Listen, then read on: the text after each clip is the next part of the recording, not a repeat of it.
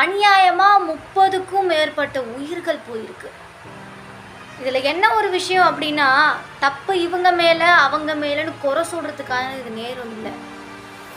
ஒரு உணர்வு, மனசாட்சின்னு ஒன்று இருந்துச்சுன்னா அந்த குழந்தைகளோட நிலைமையை, அந்த இறந்த பெண்களோட நிலைமையை, இறந்த குடும்ப தலைவனோட நிலைமையை யோசித்து பார்த்துருந்தோன்னா இந்த வேதனை தெரிஞ்சிருக்காது. அந்த இடத்துல ஒரு குழந்தைக்கு குடிக்க தண்ணீர் கூட இல்லை அப்படின்றது ஒரு வருத்தத்துள்ள ஒரு செய்தி.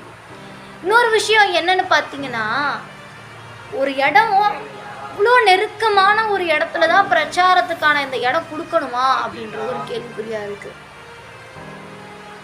காலையிலிருந்து வெயிலில் தத்தளிச்சு சாயங்காலம் அவர் பேசுறதுக்காக அத்தனை மக்களும் வெயிட் பண்ணியிருக்கிறார்.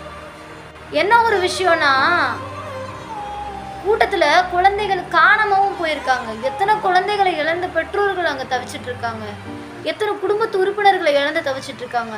இப்போ 10 லட்சம் நிதி கொடுக்குறேன்னு சொல்கிறாங்க ஆறுதலுக்காக. அந்த 10 லட்சம் நிதி இன்னைக்கு உசுருக்கு மீட்டு தருமா?